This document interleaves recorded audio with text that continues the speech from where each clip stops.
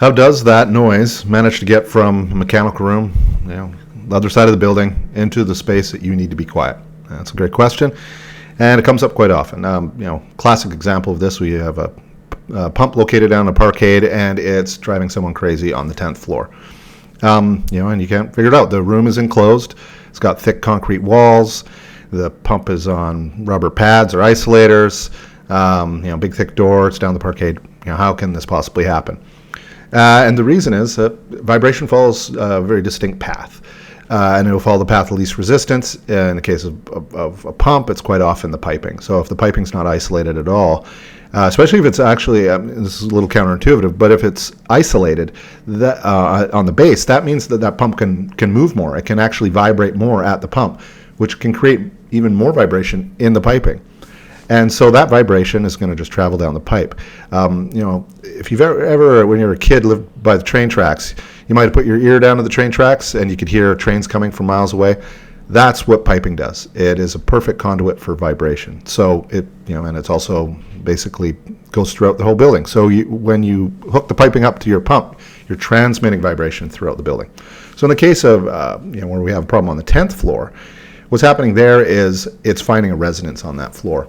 So it's that driving frequency in the piping, which is probably the RPM of the pump. That frequency is finding resonance either in the piping or some part of the structure up in the 10th floor.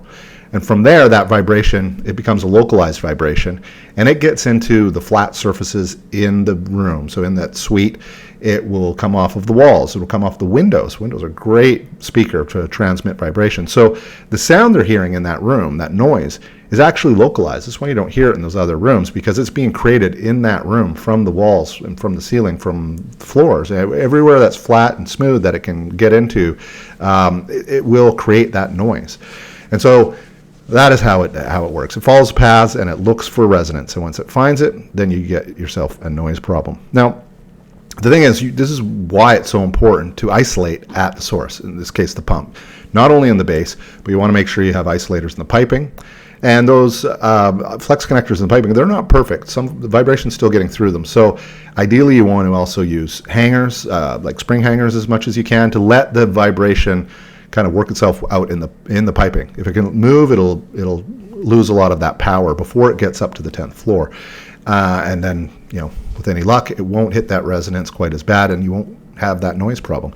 Because at the end of the day, we're not really looking for silence in these places where we live and where we work. What we're looking for is for it to be comfortable.